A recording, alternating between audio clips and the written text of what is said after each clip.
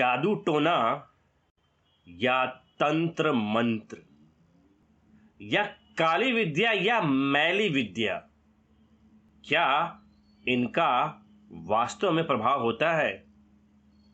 किसी के द्वारा कुछ शब्दों का रट देना, किसी फल को काट कर या उसमें कुछ चुभो कर कह देना, कुछ विशेष रंगों से किसी की आकृति बनाना, क्या इस प्रकार से किसी के जीवन में दुख उत्पन्न किया जा सकता है? और क्या इन तरीकों से किसी का दुख समाप्त भी किया जा सकता है? क्या ये टोने टोटके वास्तव में प्रभावी होते हैं? और किन्हीं मंत्रों का, किन्हीं शब्दों के उच्चारण करने से कोई प्रभाव हो सकता है? इन्हीं विषयों की वास्तविकता को हम आगे समझने का प्रयास करेंगे और इसी से जुड़े एक कथानक को समझते हैं। सीमा ने अभी हाल में ही अपने ग्रेजुएशन को काफी अच्छे नंबरों से पास किया और अपने मास्टर्स की डिग्री की पढ़ाई कर रही थी। वह लगभग 21 साल की थी। उसके पिताजी की गांव में अच्छी खासी खेती थी। सीमा अपने माता पिता की इकलौती बेटी थी और वे सभी अपने गांव में ही रहा करते थे। सीमा पढ़ने में काफी अच्छी थी, इसलिए उसके माता पिता को उसके शादी की जल्दी न थी। वह उसे तब तक पढ़ाना चाहते थे जब तक वह पढ़ना चाहती थी।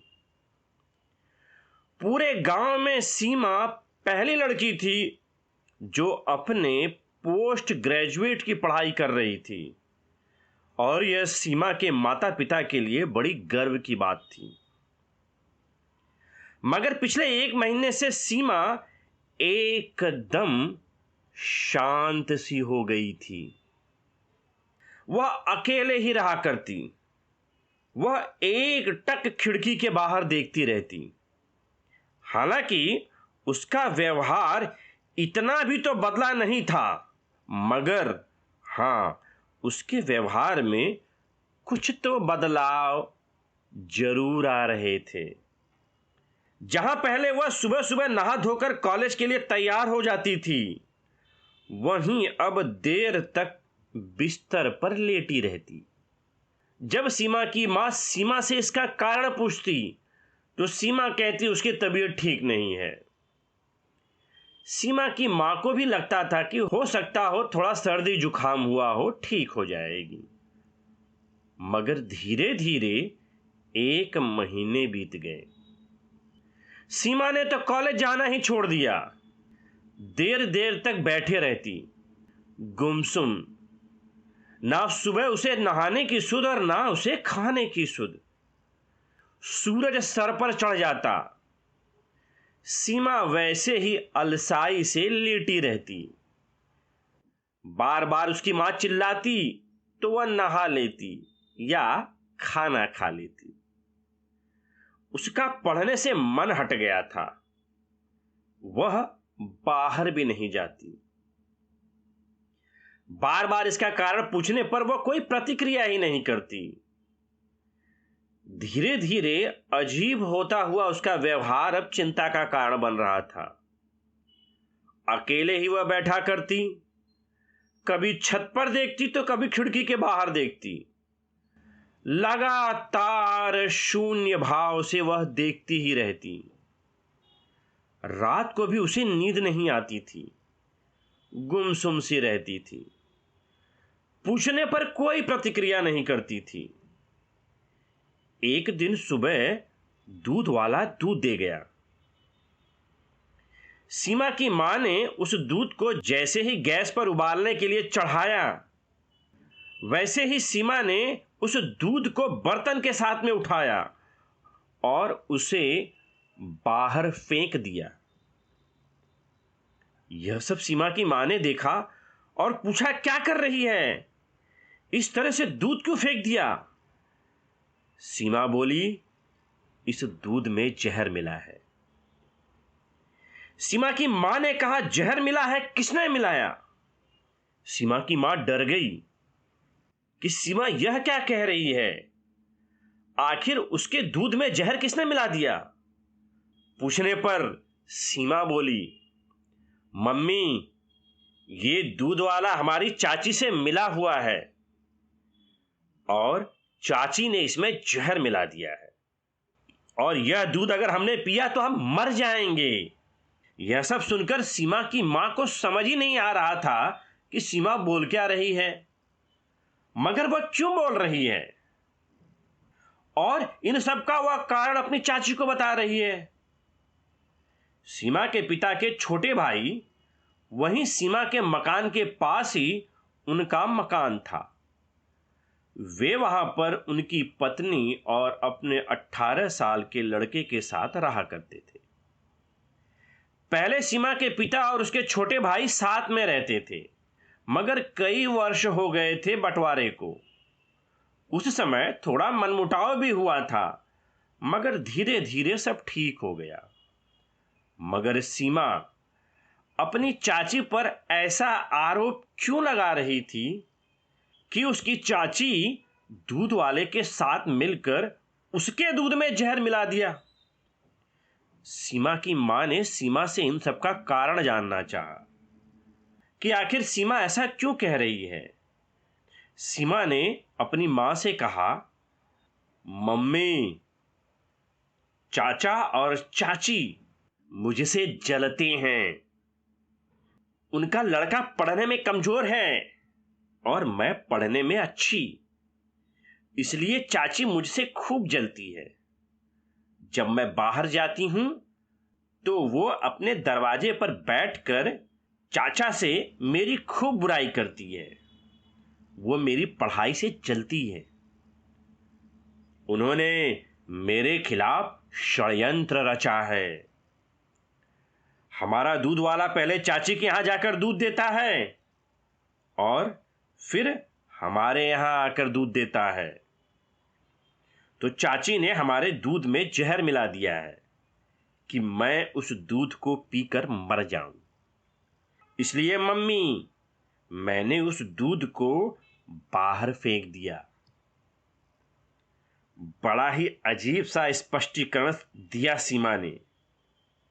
उसकी मां को सीमा के व्यवहार में बड़ा विचित्र परिवर्तन दिखाई दिया, मगर साथ ही साथ सीमा की बातों ने भी उसके अंदर घर कर दिया कि सीमा कहीं सच न कह रही हो। शाम को सीमा के पिता घर पर आए। सीमा की मां ने पूरा घटनाक्रम सीमा के पिता को सुनाया। पहले तो उन्हें इस पर विश्वास न हुआ, मगर पिछले कुछ दिनों से सीमा के व्यवहार से सीमा के पिताजी भी परेशान थे। मगर अब वे समझ नहीं पा रहे थे, क्योंकि उन्हें भी लग रहा था कि सीमा पिछले कुछ दिनों से जरूर बदल गई है। उन्हें कुछ आभास हुआ कि कहीं सीमा के ऊपर ऊपरी चक्कर तो नहीं है। उन्होंने सीमा को एक तंत्र मंत्र वाले बाबा को दिखाने का निर्णय लिया। सीमा के माता पिता सीमा को लेकर बाबा के पास पहुंचे। बाबा ने सीमा को देखा, उससे बात की और उसके पश्चात वे बाबा इस निष्कर्ष पर पहुंचे कि सीमा के ऊपर काला जादू, टोना टोटका किया गया है। इसलिए सीमा का व्यवहार बदल रहा था। सीमा के माता पिता की उत्सुकता यह जानने की हुई कि यह सब किसने कराया है। तब बाबा ने सीमा के पिताजी से कहा, यह सब तुम्हारे भाई की पत्नी ने किया है। वह तुम्हारी बेटी की तरक्की से जलती है, इसलिए उसका बुरा करने के लिए सीमा की चाची ने ही जादू टोना करवाया है। एक पल के लिए सीमा के पिता का मन यह सब मानने के लिए असहज लग रहा था, मगर सीमा की मां को विश्वास हो चला कि हां, सीमा की चाची ने ही यह सब किया है। उन्होंने बाबा से अनुरोध किया कि वे उसमें उनकी सहायता करें। बाबा ने झाड़ फूक और जादू टोना उतारने के लिए एक मोटी रकम सीमा के पिता से ले ली और उन्हें आश्वासन देकर घर भेज दिया। मगर इधर सीमा के व्यवहार में कोई सुधार नहीं आ रहा था। उसे सुधरने के बजाय उसका व्यवहार बदलता ही जा रहा था। उन्होंने उस दूध वाले से दूध लेना बंद कर दिया। सीमा के चाचा का घर सीमा के घर के सामने ही था। उनके घर से ही होकर जाया जाना पड़ता था। सीमा की खिड़की से सीमा के चाचा का घर पूरा साफ साफ दिखाई देता था। बाबा के इस प्रकार जादू टोने की बात सीमा के अंदर और घर कर गई। वह लगातार खिड़की से अपने चाचा के घर के दरवाजे को देखती रहती। कोई भी उसके घर पर आता तो सीमा को लगता कि सीमा की चाची उसके साथ मिलकर सीमा को मारने की योजना बना रही है। वह अपने माता पिता से बार बार उस रास्ते से जाने के लिए मना करती है। सीमा के माता पिता को लगता कि सीमा सही कह रही है। सीमा की इस हालत का जिम्मेदार तो सीमा की चाची ही है। सीमा और सीमा के माता पिता भी सीमा की चाची को संदेहास्पद नजरों से देखने लगे।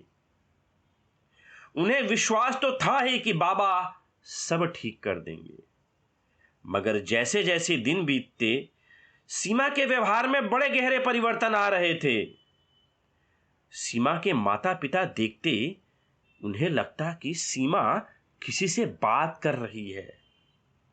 वह हाथ हिलाती, बोलती, मुस्कुराती, बड़बड़ाती, जैसे लगता कि कोई उसके साथ बैठा हुआ हो, मगर हकीकत में कोई भी सामने नहीं होता।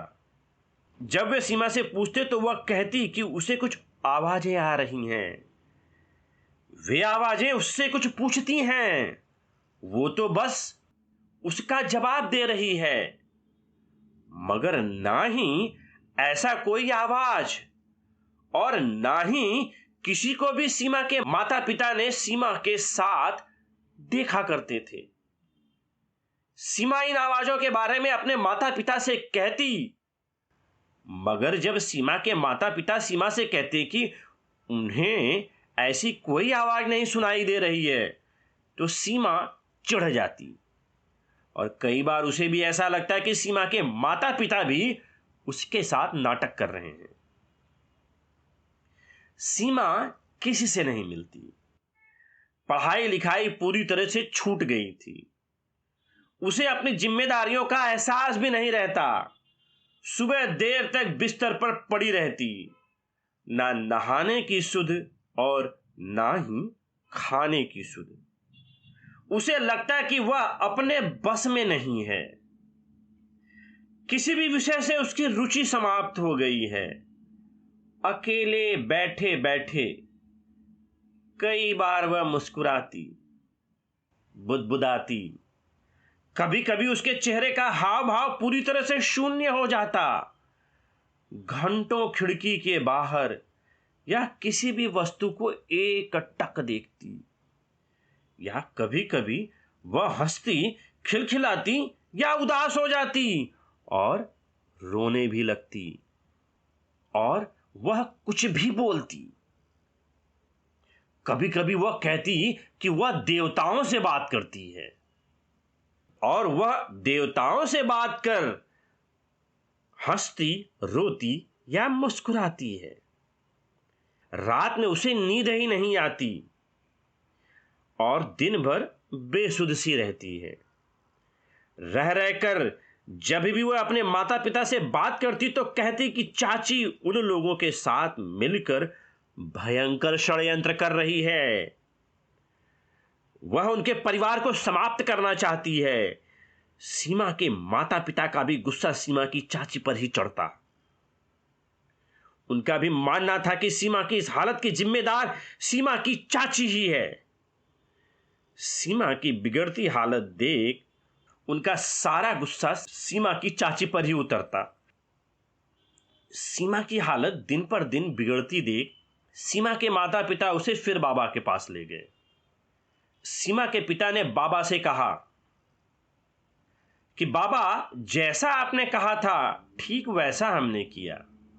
आपके कहे अनुसार पैसे भी दे दिए, मगर सीमा को आराम नहीं आ रहा है। बाबा ने सीमा के पिता से कहा कि सीमा की चाची ने बड़ा भारी काला जादू किया है और मुझे कुछ इससे भी बड़ा करना होगा। अब केवल एक उपाय है कि सीमा के ऊपर जो भी उसकी चाची ने किया है, हमें इसका उल्टा करना होगा। मैं कुछ ऐसा उपाय करूंगा कि सीमा के ऊपर काला जादू, टोना टोटका, तंत्र मंत्र सब निकलकर सीमा की चाची के लड़के पर चला जाएगा। तभी सीमा की मां झल्लाते हुए बोली, हाँ हाँ कर दीजिए। क्या हालत बना दी है उसने मेरी बच्ची की। जितना खर्चा होगा मैं दूंगी। सीमा के पिता असहज ही बने रहे। वह यह सब करना नहीं चाहते थे, मगर अपने परिवार के सामने लाचार थे। उधर बाबा अंदर ही अंदर मुस्कुरा रहे थे कि सीमा की मां ने जितने पैसे चाहिए वह देने को तैयार हो गई। बाबा ने उनके सामने एक नींबू लिया, उस पर कई तंत्र मंत्र अनुष्ठान किए, उसे उस नींबू को विभिन्न प्रकार के रंगों से सजाया और उसमें लोहे की पतली कीलों को धसाना शुरू किया। लगभग 1 दर्जन कीले धसाने के बाद वह नींबू लोहे की कीलों को धसने की वजह से बड़ा विचित्र दिखाई देने लगा और बाबा ने सीमा के माता पिता से कहा कि सीमा का सारा जादू टोना, काला जादू, उसके ऊपरी चक्कर को इस नींबू में मैंने डाल दिया है। सारे तंत्र मंत्र पढ़ दिए गए हैं। अब इसे सीमा की चाची के घर के पास रख देना। बड़ी सावधानी से इसे रखना। जब सीमा की चाची और उसके लड़के की नजर इस पर पड़ेगी, उसी समय सारा जादू टोना, तंत्र मंत्र, टोना टोटका उसके लड़के के ऊपर चला जाएगा और सीमा ठीक हो जाएगी। सीमा के ठीक होने की उम्मीद में सीमा की मां ने चुपके से वह कील वाला नींबू रात में सीमा की चाची के घर के पास में रख दिया। सुबह हुई। सीमा के चाची के यहां पर बवाल हो गया कि कील से धंसा हुआ नींबू वहां पर किसने रखा। सीमा की चाची खूब चिल्लाई, मगर अब वह किसे कहे उसे पता नहीं। वह चिल्ला चिल्लाकर शांत हो गई। सीमा की चाची के लड़के का कुछ दिनों के बाद पढ़ाई का रिजल्ट आने वाला था और उसका लड़का फेल हो गया। अब सीमा की चाची का शक गहरा हो गया।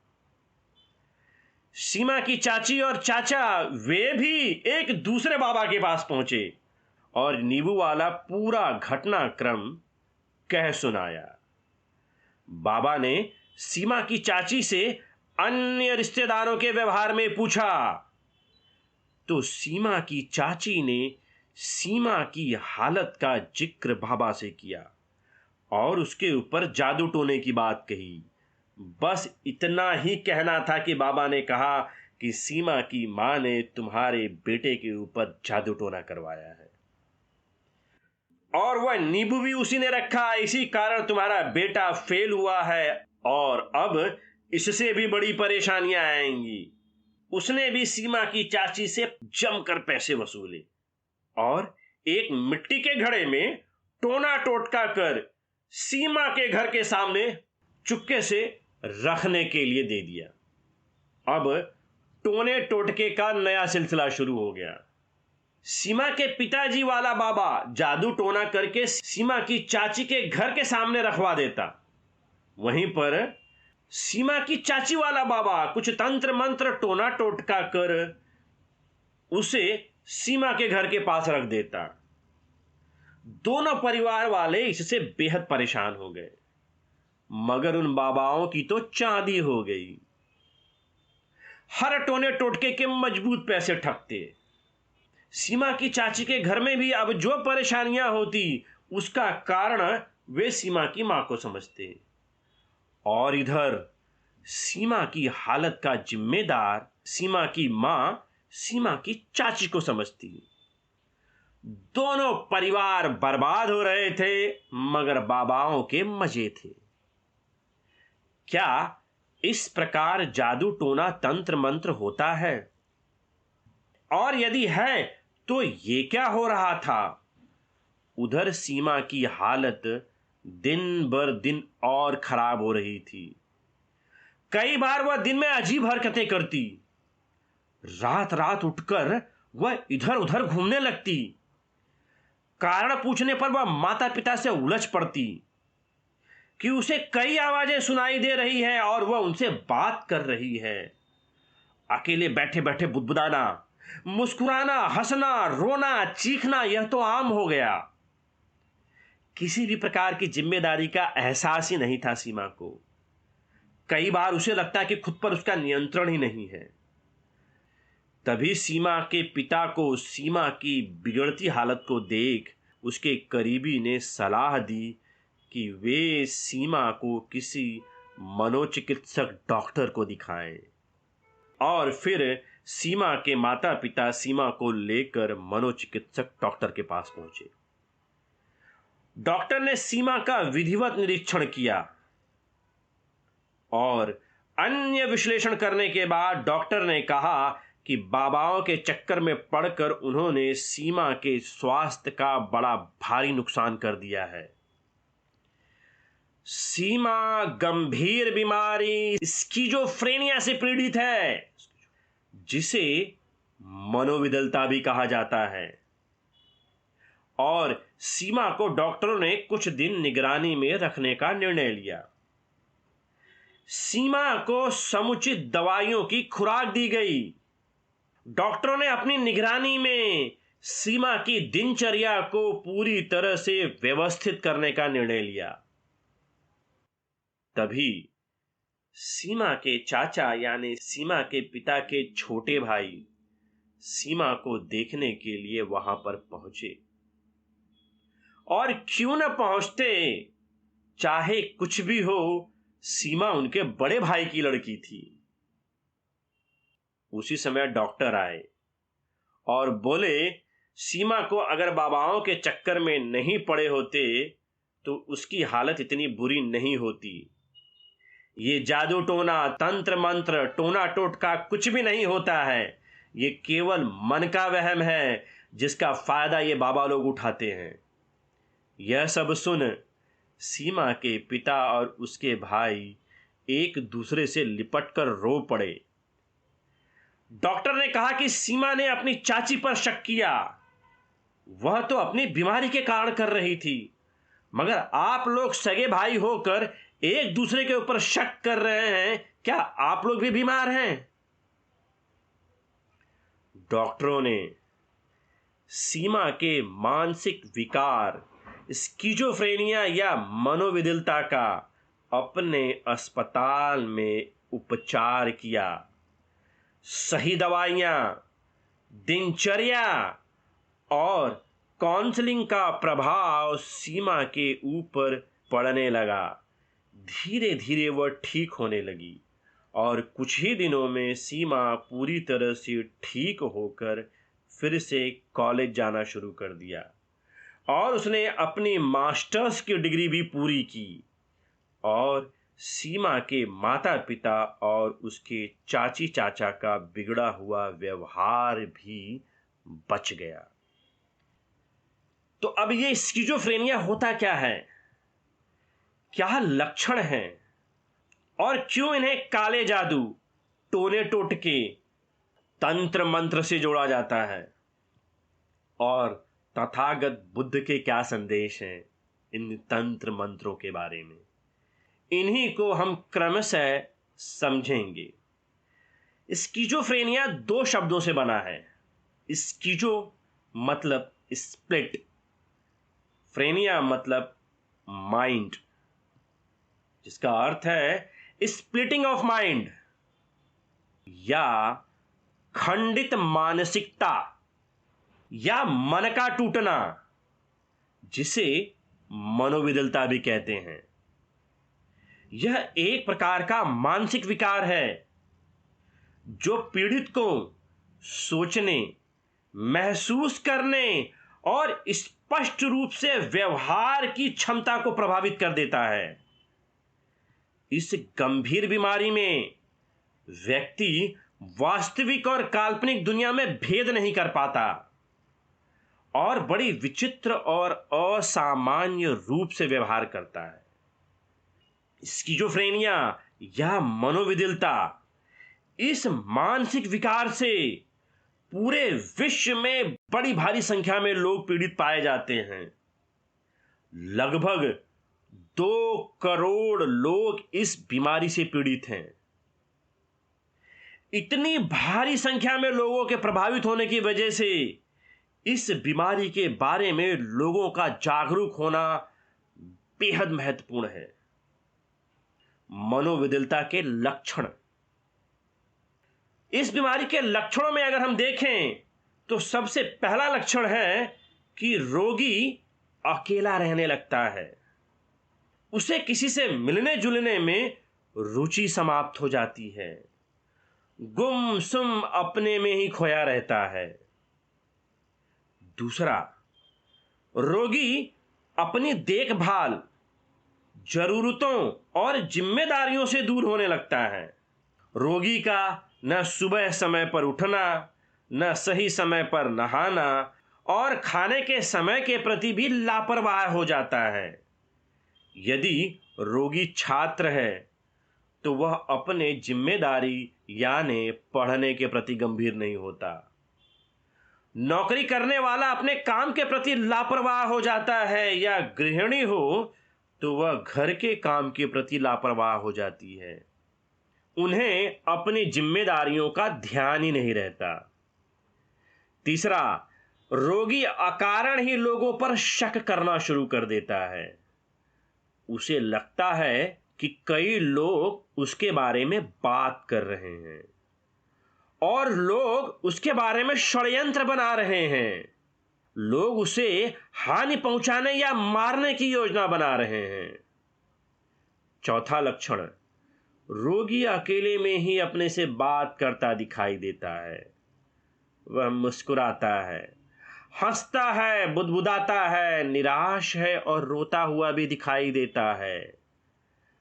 पांचवा, कई बार रोगी असामान्य रूप से अपने आप में हंसने या रोने या अप्रासंगिक बातें करता हुआ दिखाई देता है। छठा, रोगी को कई बार मतिभ्रम होता है कि उसे अदृश्य आवाजें सुनाई दे रही हैं। इसमें श्रवण मतिभ्रम आमतौर पर होता है, मगर इसके साथ में अन्य कई मतिभ्रम भी होते हैं। उसे कई वस्तुएं, आकृतियां या लोग भी दिखाई देने लगते हैं।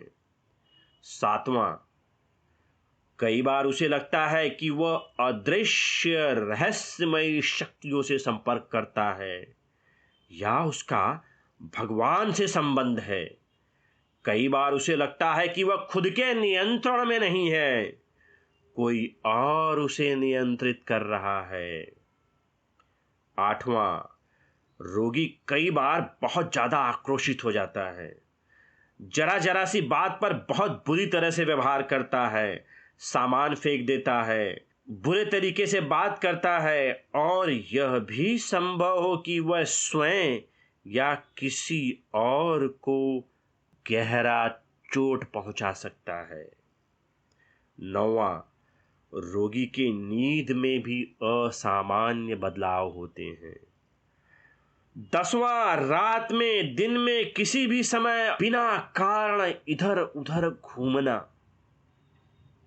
11वां, उसे डर लगना, अजीबोगरीब हरकतें करना और पूछने पर बताने पर कतराना। 12वां, प्रश्न पूछने पर चेहरे पर किसी भी प्रकार का हाव भाव का न आना, लगातार शून्य में देखते रहना। 13वां, समय से भोजन व नींद न लेना, बेचैन रहना, खुद से बातें करना। और मनोविकलता के प्रमुख कारण। इस प्रकार की परिस्थितियों के अगर मुख्य कारणों में देखें तो पहला कारण आनुवंशिकता को देखा जाता है। मनोविकलता यदि माता पिता या रक्त संबंधी संबंधों में हो तो इसे आने वाली पीढ़ी को प्रभावित करने की संभावना रहती है। दूसरा, जन्म के समय गर्भावस्था में शिशु का समुचित विकास का अभाव भी तंत्रिका तंत्र की कमजोरियों का कारण माना जाता है। तीसरा, परिवेश। कई बार परिवेश, माहौल या हो सकता हो शहरी वातावरण को भी मनोविकलता के कारण के रूप में जाना जाता है। चौथा, नशीली दवाइयों या मादक पदार्थों का सेवन मनोविकलता के मानसिक विकार को और बुरा करने में मदद करता है। मनोविकलता में संभवित रासायनिक परिवर्तन। रासायनिक परिवर्तनों में देखें तो डोपामीन और सीरोटोनिन जैसे रसायनों का शरीर में संतुलन बिगड़ने की वजह से भी मनोविकलता जैसे कारणों को प्रमुख माना जाता है। कई बार इन रसायनों का सही संतुलन हमारे व्यवहार के लिए जिम्मेदार होता है। तो इस प्रकार का रासायनिक असंतुलित परिवर्तन भी और तंत्रिका तंत्र के सुचारू रूप से कार्य न कर पाने की वजह से भी ये विषय मनोविकलता के मानसिक विकार के रोगी को प्रभावित करते हैं। मनोविकलता का उपचार। सबसे पहला, मानसिकता में परिवर्तन। सबसे प्रमुख मनोविकलता जैसी मानसिक विकारों को तंत्र मंत्र जादू टोने के भ्रम में न पड़ना या इस प्रकार की परिस्थितियों में बाबाओं को दिखाना, यह मनोविकलता से ग्रसित रोगी को बहुत बुरे तरीके से बिगाड़ कर रख देता है। तंत्र मंत्र जादू टोने ये सब सही नहीं होते हैं। मनोविकलता से पीड़ित व्यक्ति केवल एक बीमार होता है। अगर किसी का पेट दर्द कर रहा है तो यह केवल उसका शारीरिक विकार है। हो सकता हो उसे एसिडिटी हो और उसके कारण मरीज के पेट में दर्द हो रहा हो। यह केवल एक बीमारी है। मरीज डॉक्टर के पास जाता है, उसे बीमारी से जुड़ी दवाइयां देता है और रोगी ठीक हो जाता है। ठीक वैसे ही मनोविकलता भी एक मानसिक विकार है जो शरीर के रसायनों के संतुलन की गड़बड़ियों के कारण उत्पन्न होता है। दिमाग व तंत्रिका तंत्र के सही रूप में कार्य न कर पाने की वजह से इस प्रकार के मानसिक विकार उत्पन्न होते हैं। मरीज मनोचिकित्सक डॉक्टर के पास जाता है। वह दवाइयों से इस बिगड़े रासायनिक संतुलन को ठीक करने की योजना बनाता है। साथ ही साथ वह यह सुनिश्चित करता है कि रोगी का तंत्रिका तंत्र सुचारू रूप से कार्य कर सके और रोगी ठीक होने लगता है। इसे केवल एक बीमारी के रूप में मानना चाहिए। काला जादू, टोना टोटका, तंत्र मंत्र जैसे अंधविश्वास से बचना, इस प्रकार के झूठे विषय केवल रोगी की अवस्था को बेकार ही करते हैं। तो इस प्रकार की मानसिकता से बचना। दूसरा, प्रभावी मनोचिकित्सक डॉक्टर से उपचार कराना। मनोचिकित्सक डॉक्टर इस प्रकार की बीमारियों को बड़ी सक्षमता से पहचान करते हैं और इनके निदान की समुचित योजना बनाते हैं। कई बड़े व सरकारी अस्पतालों में विशेष रूप से मनोविकारों की चिकित्सा के लिए उनकी अलग से विस्तृत चिकित्सा प्रणाली होती है। तो इस प्रकार के बड़े अस्पतालों में रोगी का सही उपचार किया जा सकता है और इसमें सबसे खास दवाइयों का लंबा समय लगता है। तो नियमित रूप से मनोचिकित्सक को दिखाना और उसके द्वारा दी गई दवाइयां और पूरे दिशा निर्देशों का नियमित पालन करना। तीसरा, घर परिवार व सामाजिक सहयोग। घर परिवार व समाज के लोगों का सहयोगपूर्ण रवैया इस प्रकार की बीमारियों से पीड़ित रोगी के लिए अपमानजनक या निंदनीय व्यवहारों से बचना, इस प्रकार के रोगियों से सौहार्दपूर्ण रवैया अपनाना और उनके उपचार में सहयोग करना। ये केवल बीमार हैं, कोई कलंकिनी नहीं। इन्हें केवल इलाज और सहारे की जरूरत है। चौथा, शारीरिक व्यायाम।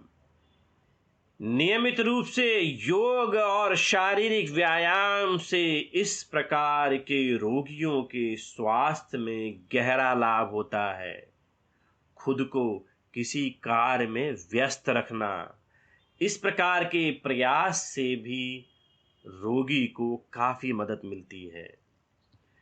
पांचवा, मानसिक व्यायाम व तथागत बुद्ध के संदेश। तथागत बुद्ध के संदेशों से भी हमें इस प्रकार की अवस्थाओं में काफी सहायता मिलती है। तथागत बुद्ध द्वारा बताए गए प्रथम आर्य सत्य को समझना, इसे सम्यक दृष्टि से जानना, कई प्रकार के अंधविश्वास, मंत्र तंत्र, काला जादू, टोने टोटके, इन्हें अपने दुखों का कारण मानना ही भयंकर भूल हो सकती है। और क्या किसी के विशेष शब्दों को बार बार पढ़ने से किसी का नुकसान किया जा सकता है? किसी नींबू में कील चुभ होने या इसे किसी तस्वीर पर घुमाने या किसी के ऊपर घुमाने से क्या किसी को दुख दिया जा सकता है? और क्या किसी के दुख को दूर किया जा सकता है? किसी व्यक्ति के नाम के कपड़े का टुकड़ा बना उसमें कील घुसेड़ने से किसी दूसरे व्यक्ति को दुख दिया जा सकता है? क्या इस प्रकार की घटनाएं वास्तव में होती हैं कि किसी विशिष्ट पदार्थों को छिड़कना, किसी शब्दों को कागज में लिख किसी के लिए दुख की कामना करने से क्या वास्तव में जीवन में दुख उत्पन्न होता है? इस प्रकार के कर्म कांडों से क्या जीवन के दुखों को दूर किया जा सकता है? क्या तंत्र और मंत्रों में इतनी शक्ति होती है कि वे जीवन में दुख उत्पन्न कर सकते हैं या वे जीवन से दुख दूर कर सकते हैं? इसी का स्पष्टीकरण करते हुए तथागत बुद्ध जीवन के प्रथम मार्ग सत्य को प्रस्तुत करते हैं कि जीवन की वास्तविकता है कि यह दुख है। जन्म से लेकर जीवन जीना ही दुख है। यह जीवन का परम सत्य है। यह हमारे जीवन का मूलभूत व्यवहार है कि हम लगातार जीवन में एक के बाद एक दुखों से घिरे रहते हैं और संपूर्ण जगत ही दुख और पीड़ा से करा रहा है और इन्हें ना तंत्रों से, ना मंत्रों से, ना रटे रटाए शब्दों से दूर नहीं किया जा सकता है। और इसी संदर्भ में संयुक्त निकाय के तृतीय वर्ग में तथागत बुद्ध कहते हैं, बुढ़ापा और मृत्यु किसी पर चढ़ते चले आ रहे हैं। इन्हें न हाथियों से, न रथों से, न पैदल और न मंत्रों से, न धन से, अर्थात किसी प्रकार से जीता नहीं जा सकता। तथागत बुद्ध के इन शब्दों की गहराई और प्रथम आर्य सत्य में जीवन का रहस्य छुपा हुआ है कि जीवन में कोई कितना भी कुछ कर ले, दुख तो रहेंगे ही और दुखों को इस प्रकार से रोका नहीं जा सकता कि चाहे कोई कितना बलशाली हो, चाहे कोई कितना धनी हो, वह दुखों से बच नहीं सकता। और सबसे खास, किसी भी प्रकार के मंत्रों से दुखों को जीता नहीं जा सकता।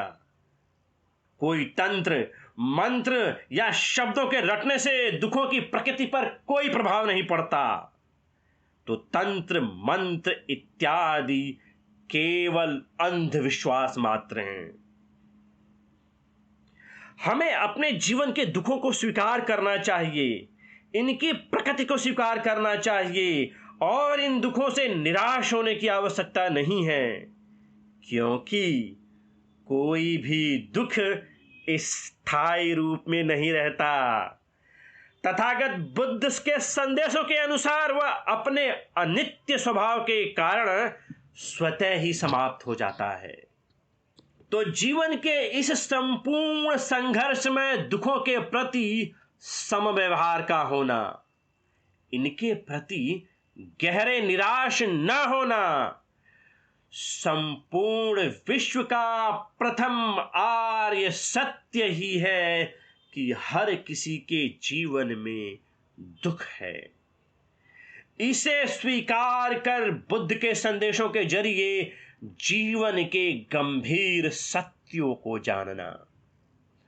तथागत बुद्ध के संदेशों में अष्टांगिक मार्ग का अनुकरण करना।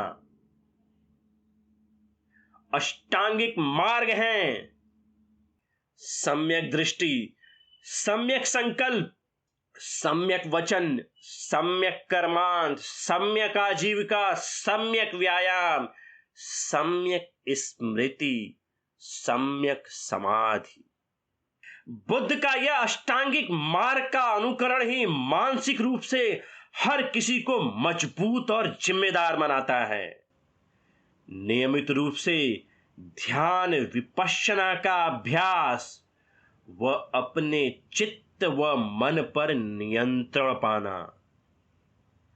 शारीरिक व्यायाम या योग के साथ मानसिक अभ्यास भी उतना महत्वपूर्ण है। ध्यान साधना इस प्रकार की जटिलताओं में गहरा मानसिक लाभ उपलब्ध कराती है। धन्यवाद।